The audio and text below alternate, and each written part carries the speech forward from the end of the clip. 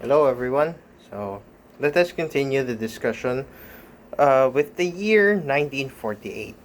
So, the breakthrough that was made in this year lies in Claude Shannon's paper, A Mathematical Theory of Communication. This is where we will find information theory. The heart of Shannon's work is the concept of entropy. In information theory, entropy basically it measures uncertainty, or at least the uncertainty in the context of probabilities. So Shannon realized that the more surprising a message is, the more information it contains. If you already know what a message is going to say, it has low entropy. There's almost no information transmitted. But if a message is unpredictable, its entropy is high. By mathematically measuring this uncertainty, scientists gained the ability to calculate exactly how much room a message needs to be transmitted without errors. But wait a minute. How exactly do we measure this information?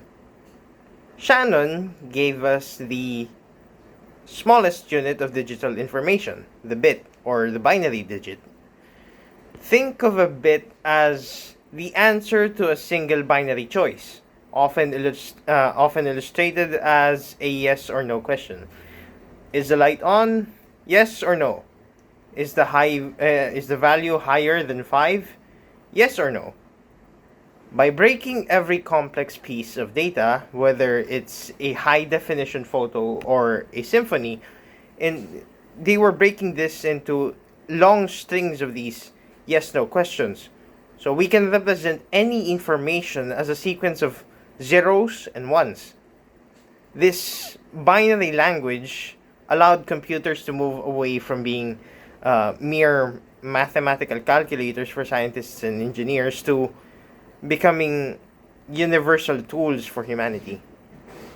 So, thanks to this framework, we were able to have compact discs. Cell phones became feasible. It contributed to the understanding of how we know black holes, and it even contributed to linguistics, which is surprising because this is a mathematical framework.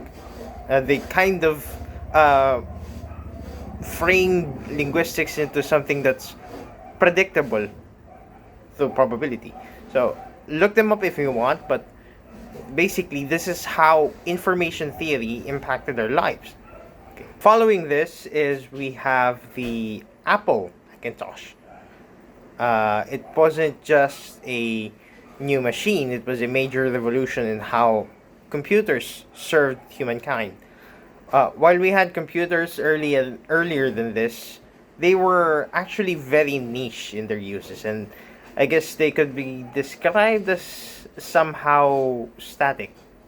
But the Macintosh was different. The Macintosh was the first to make a graphical user interface, and it also used a mouse as a standard equipment. So suddenly, the computer was no longer just a specialized tool that scientists used, engineers used, banks used.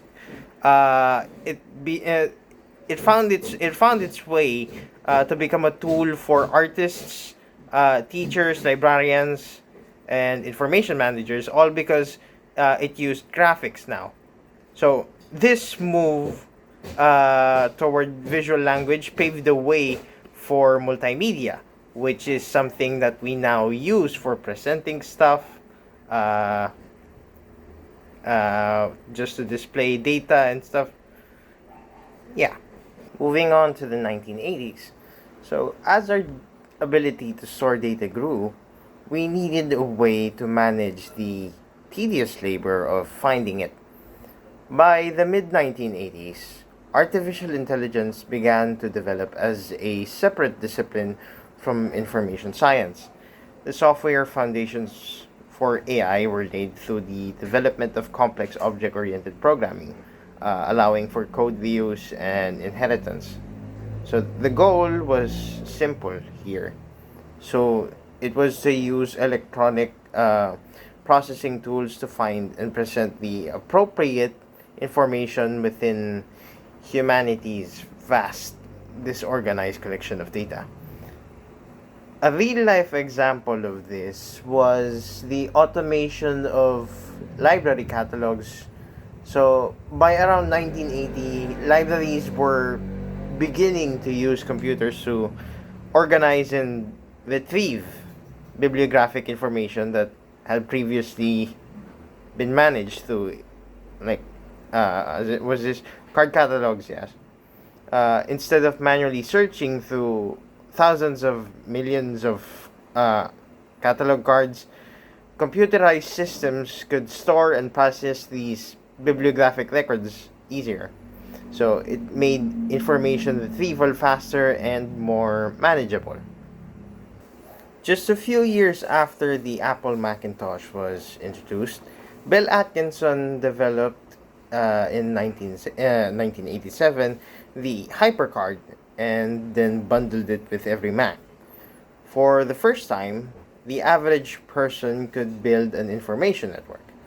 HyperCard made hypertext document thinking possible, allowing users to create stacks of documents that were interconnected. It was the precursor to the web, a tool for computer based training and multimedia that turned a static document into a living network. For example, a teacher could use HyperCard to create an interactive history lesson. So instead of giving students a simple document, the teacher could create different cards containing text, images, sounds, and buttons. Students could click buttons to move between related topics, such as going from the Spanish period and then to Jose Rizal and then to his works. So, yeah, that's basically how the HyperCard worked. Okay, moving on to our last breakthrough, which is 1991. The power of storage reached a tipping point. The World Library Incorporated produced a fully searchable CD-ROM, which contained nearly a thousand of classical works of thousands of classical works of literature and historic documents. This was a demonstration of raw power. So a CD-ROM had a greater storage capacity than an optical laserdisc, allowing the contents of the entire bookshelves to be concentrated into this single piece of plastic. So the information age was able to concentrate data. Now let's talk about the impact of information age. So the information age is the period we are currently living in, where technology and information play a major role in our everyday lives.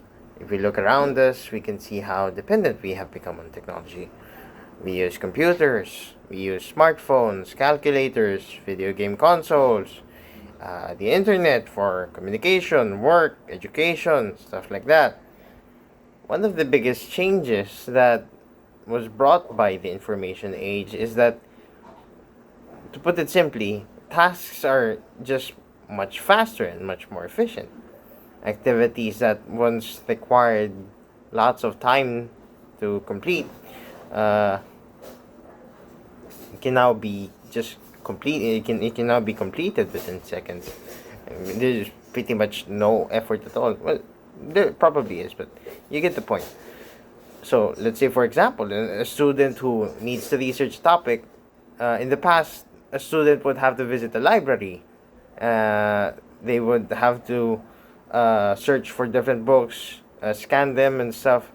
But now they just have to pop up a question onto a search engine, and then boom, they'll get an answer. And they'll get an answer from lots of sources. So information that once took hours, they can now be accessed almost instantly.